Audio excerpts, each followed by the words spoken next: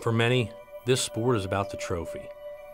Bragging rights for who is the better hunter and who can raise the highest taxidermy bill. I bet if you could travel back in time and spend just a few days with these same people, you'd find them hunting the family farm and grinning from ear to ear when they harvested their first doe. They'd be sitting around a campfire, drinking hot chocolate and listening to Grandpa tell stories. They'd be enjoying this sport for what it is, what it has been, and for what it should always be about.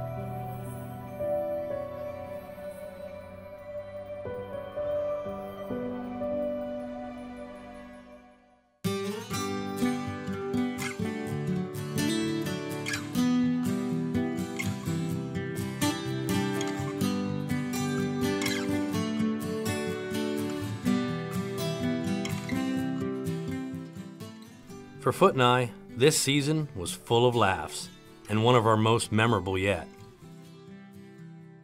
We left off last year with my wife and I having a baby girl. These have proven to be moments that I wouldn't trade for any trophy out there. And Foot, well, even though we thought it would never happen, he was lucky enough to marry his best friend and hunting partner. And after all these memories were made, we got out in the whitetail woods and continued to make memories doing what it is we love to do: producing outdoor television. Like many, our new season begins the day that one comes to an end. Shed hunting the areas that we chase these whitetails helps us tell the story, so we can better tell it to you.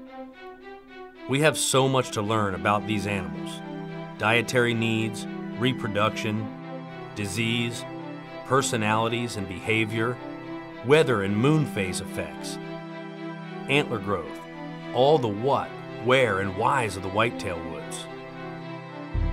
And the day that we think we know it all will be the day that they outsmart us once again.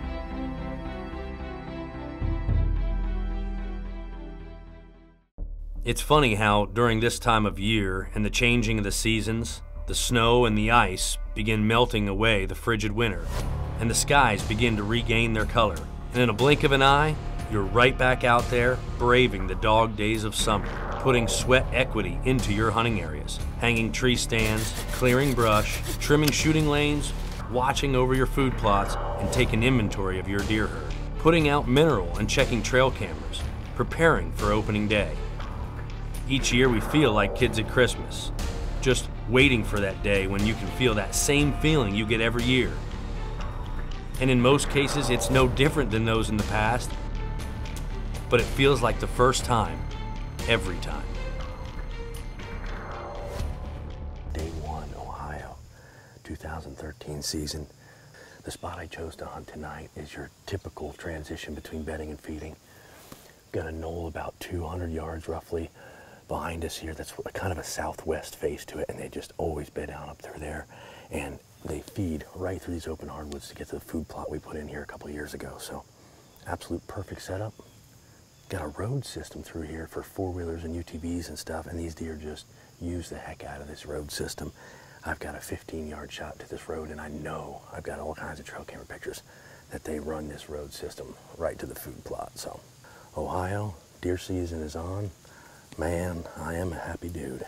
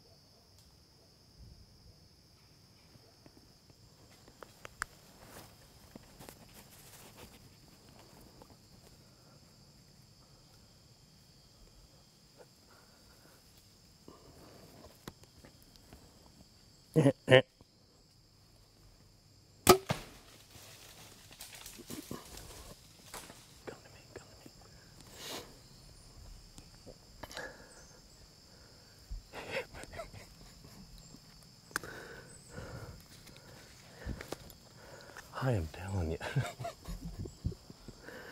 It never gets old, buddy. It never gets old. Bye-bye. Day one, Ohio. Big doe down, baby. I wanted that big old nanny in the back, but she was trying to bust us. Man alive. Yeah.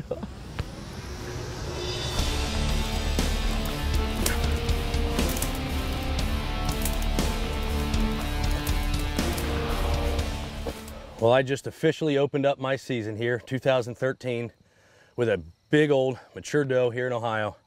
Buddy JJ behind the camera, his first hunt that he's ever filmed. Good job, by the way, bud. Did a good job.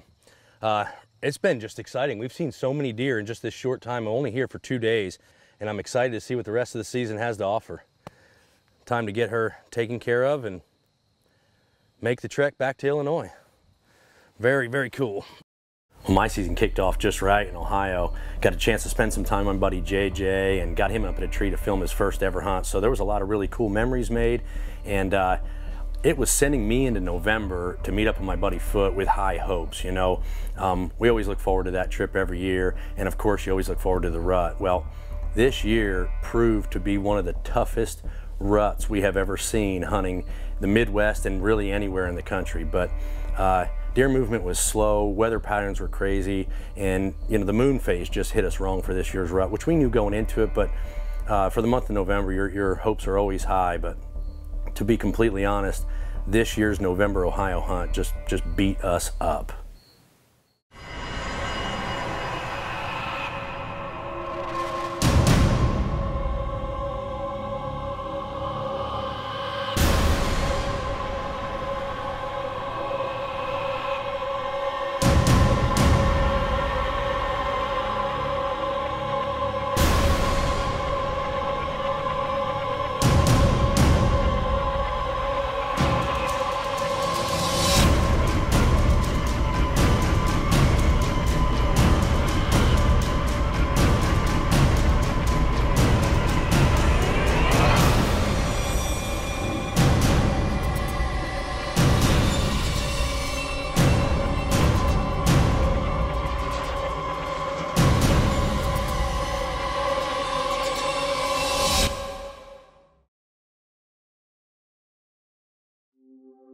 You know, we just missed the rut this year in Ohio, and it was tough to have to hang our heads and pack up to head home with nothing really lined up.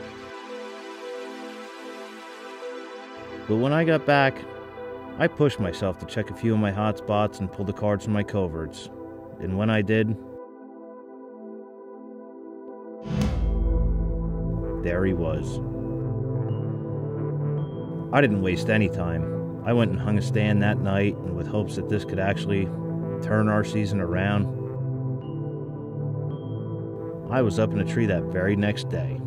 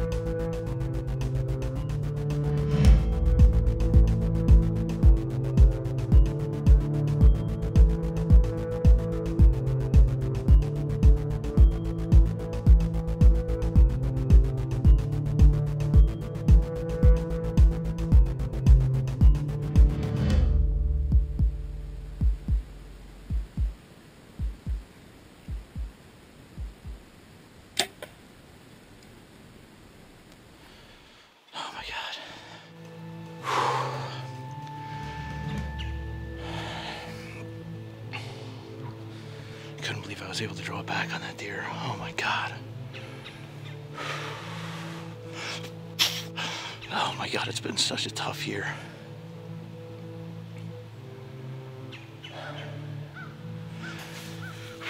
It was still pretty early in the morning. I went back to my house, gave a couple buddies of mine a call. They came over, we started reviewing some of the footage. Everything looked good except for the GoPro angle. After looking at it, the shot looked like it was a little bit further back at that angle. So we all decided, let's let this deer lay till about 11 o'clock and we'll go back after him then. So we all met up at the farm, went back to where I shot the deer, retrieved the arrow, and there was a little bit of gut on it, but I really wasn't too concerned with the shot. Followed him for a couple hundred yards and ended up bumping this deer. With the season that we had this year, I was like, we're not going to push this deer anymore. It's 32 degrees right now. Let's let this deer lay overnight. We're going to come back tomorrow and start tracking this deer again. So we all get back to the truck and start shedding our gear. I put my bow away and, talking about what time we're going to meet the next day. So we hop in the trucks and we're just getting ready to leave. And my buddy Tom says, "Your deer is right there." So I pick up my binoculars and I'm glassing this deer and I'm like, holy cow, there he is. He's right there. With that, everything changes. I hop back out of the truck, go back, start putting all my gear back on, grab my bow, hand Tom the camera. There was not too much of a game plan at this point, and off I went.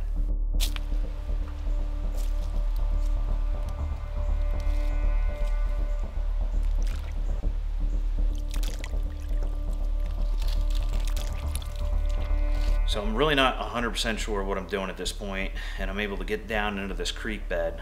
Now, the way the terrain was, this deer couldn't see me, I had the wind in my face, everything was perfect at this point.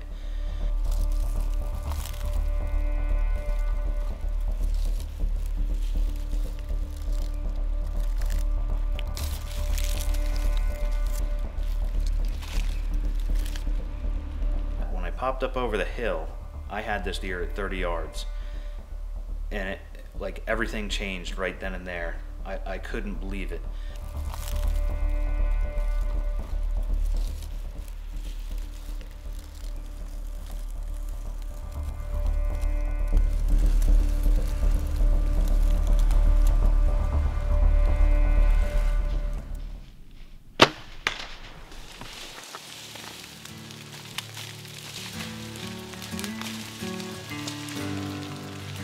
This deer must have been exhausted. He just dropped.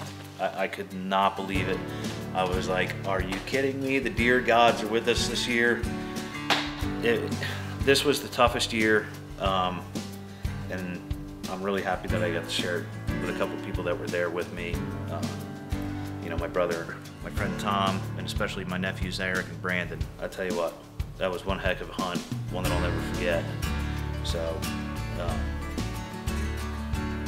I don't know. You know what it's like to struggle. Everybody knows what it's like to struggle. Deer do not cooperate all the time.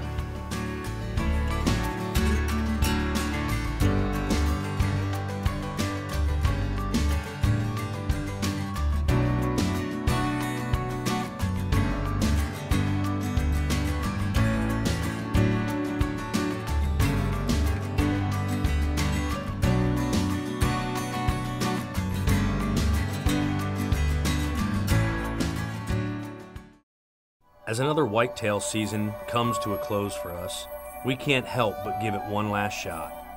Whether we are sitting in a ground blind, cutting up and enjoying the last few days, or traveling out to our honey holes in the Midwest, we always use this time to appreciate what we have, dream about what could have been, reflect on our journeys, and walk away each year looking forward to the next.